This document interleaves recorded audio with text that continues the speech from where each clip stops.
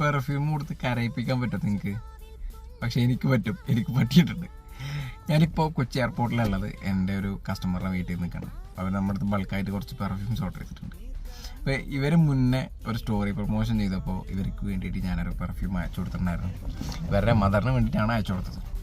അപ്പോൾ ഇത് അവരുടെ അടുത്ത് കിട്ടി. കുറച്ച് കഴിഞ്ഞപ്പോൾ എനിക്ക് കോൾ വന്നു.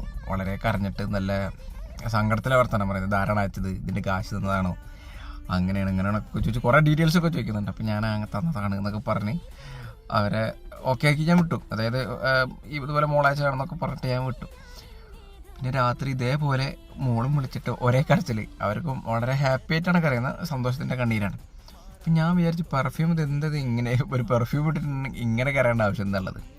പിന്നീടാണ് എൻ്റെ ബാക്ക് സ്റ്റോറി അറിയുന്നത്. അതായത് അവരുടെ ഫാദർ യൂസ് ചെയ്തിരുന്ന പെർഫ്യൂമിൻ്റെ സെയിം സ്മെല്ലായിരുന്നു അത്. അവരതും ടാർഗറ്റ് ചെയ്തിട്ട് തന്നെയാണ് ഓർഡർ ചെയ്തത്. ഡിയോർ സോവാജിൻ്റെ എലിക്സർ അവർ ഫാദർ യൂസ് ചെയ്യുന്ന സെയിം കെട്ടണം എന്ന് വിചാരിച്ചിട്ടാണ് ഓർഡർ ചെയ്തിട്ടുള്ളത്. അപ്പോൾ അവരത് സെയിം സ്മെല്ല് കിട്ടിയപ്പോൾ അവർക്കുണ്ടായിട്ടുള്ള മെമ്മറി റീകളക്ഷൻ്റെ മുകളിലാണ് അത്രയും ഇമോഷണലായിട്ട് എനിക്ക് വിളിച്ചിട്ടുണ്ടായിരുന്നത്.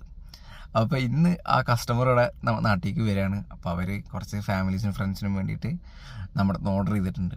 അപ്പോൾ അത് ഡെലിവറി ചെയ്യാൻ വേണ്ടിയിട്ടാണ് ഞാൻ വന്നിട്ടുള്ളത്. രാത്രി പുലർച്ചെ 3 മണിയായി. അപ്പോൾ നിങ്ങൾക്കിതുപോലെ പെർഫ്യൂംസ് നാട്ടിൽ നിന്ന് വേണം, നിങ്ങളുടെ സ്പേസ് യൂട്ടിലൈസ് ചെയ്യണമെന്നുണ്ടെങ്കിൽ എന്നെ കോൺടാക്ട് ചെയ്താൽ മതി. ഡയറക്റ്റ് മാനുഫാക്ചറിങ് പ്രൈസിൽ നിങ്ങൾക്ക് എത്തിച്ചേരാം. ഓക്കെ, അപ്പോൾ ബൈ.